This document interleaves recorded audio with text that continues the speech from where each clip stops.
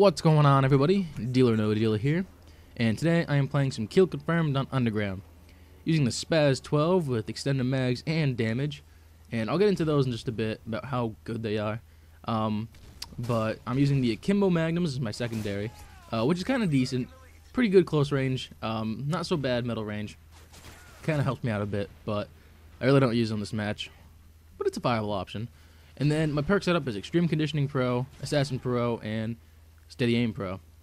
And what this commentary is going to be about is kind of like my opinions of the shotguns and also tips on how to do kind of well in this game with shotguns.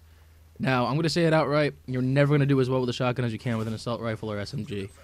It's always been the case in every Call of Duty, but just kind of like pointing it out again because they really hurt the shotguns in this game. I think this game, these are the worst shotguns I've seen. And I was talking to a friend, and I said I'd rather take the Stakeout from Black Ops, because I did some damage with that, or the Spaz 12 from Black Ops. Those were good shotguns. Even the Modern Warfare 2 shotguns were a lot better than this. See, what Infinity Ward should have done is just taken the shotguns, like power and everything, and from Modern Warfare 2, and just make them primaries. But instead, they made them primaries and then nerfed them, which shouldn't have been done. It's either you nerf them really bad and keep them as secondaries, or you keep them really powerful and move them to primaries. Would have balanced it out. Unfortunately, that was not the case, and now we have to deal with what we have. So the Spaz 12 originally was an awful gun, and it had to get a buff. I think it was like the second day the game came out. I was using the 1887 for a while because I heard that was the best one. But once the Spaz got its buff, it was pretty much on par with the 1887. But the reason why I chose the Spaz over the 1887, because the 1887 is really badass. The Spaz can get extended mags, and for those who don't know, extended mags on the shotguns give you plus 50% damage output.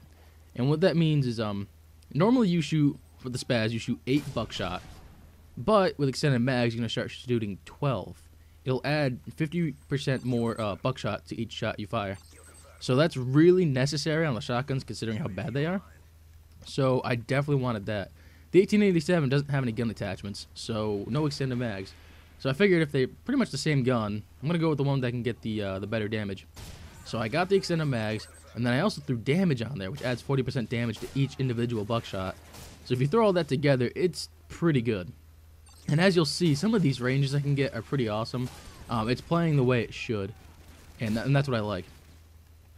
Because without any attachments or proficiencies, the Spaz is pretty awful. The thing about the shotguns in this game, they are very inconsistent. I don't understand why, but you know, sometimes I can get a long shot kill, and then other times I'll be point blank and just get a hit marker. So I don't really understand it, but you got to do the best you can. So in order to kind of succeed with the shotguns, you can't play on every level. See, I'm playing on Underground. It's a kind of a smaller map, but there's a lot of cover, and you really need to take advantage of this. So that way they can't see you, or you can hide from gunfire. As you can see, I was getting shot. I moved to where I couldn't get shot from that guy, and I continued to kind of like flank around. I am using the radar to my advantage, so you definitely want to run something like support, because I'm running the support package. I'm going UAV, SAM turret, and advanced UAV. Now, though I've said before, I don't really advise using support too often. In this case, I'm using it because, well, I'm using a shotgun. I'm not going to do very well, so I'm going to try to get some kill streaks that'll help out my team as much as possible. And, you know, I'm not going to go on a high kill streak anyways. We all know that I'm using a shotgun. So, no chance of me trying to go for that Reaper or AC-130 or anything like that. So, this is very good because I can also see a lot of people on my radar when I call on my own kill streaks. And it'll help out the team a lot, because then they'll get their kill streaks and more radars and all that stuff. So it's really cool. Now, I'm using a high sensitivity. I switched recently. I'm playing on an 8 sensitivity, whereas before I was on a 3. So it took a lot of time getting used to, but it was very beneficial because in a game that's so fast-paced, you need to react very fast. And doing that on a 3 sensitivity just wasn't working for me. So when I switched to a higher one, I kept working my way up till I felt really comfortable. 8 was what I landed on. But once I did that, I was able to get a lot more like the double and triple sprays, just because I could react a hell of a lot more faster than my opponents could. And this works out really well for shotguns too, because though I am hip firing, I don't have the aim assist, so I really got to get comfortable moving around at a high sensitivity.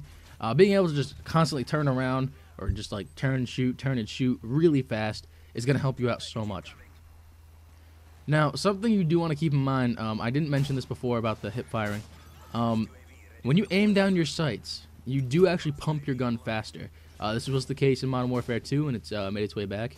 So that might be a method to aim down the sight if you're looking to put in multiple shots. I don't really care for it. I'd rather just use steady aim and get some better accuracy. But, I mean, maybe you don't want to use steady aim. Maybe you want to use dead silence or sit rep or something, because those are all very good perks. Or maybe even Stalker if you intend to aim down your sights. See, all the yellow perks in this game are pretty good. So, whatever floats your boat, really. So basically, when it comes to shotguns, you really have to grind, because in order to get the good attachments and proficiencies, you have to go into like the mid to late 20s. So don't be discouraged at first. Wait until you actually have extended mags and damage, and then truly decide whether or not the shotgun's worth using. The shotguns I recommend using, go with the Spaz if you want to go for some of those longer one-burst kills. Whereas if you're just looking to wreck face altogether, go with the Striker. The Striker's a really, really good shotgun. As for the rest of them, I can't advise using them. They don't really work out well for me, and I just think they're awful. Like the USAS, the KSG, just dumb. And as for the AA-12, cool, but not as a primary. Anyways, I hope you guys enjoyed this commentary. The final score for this game was 32-10. A little too many deaths for my liking, but it's the best shotgun game I've had, and probably the only good game I'll have in a while. So anyways, hope you guys enjoyed. If you like more shotgun games, please let me know. And as always, thank you for taking the time out of your day to watch my video. Have a good one.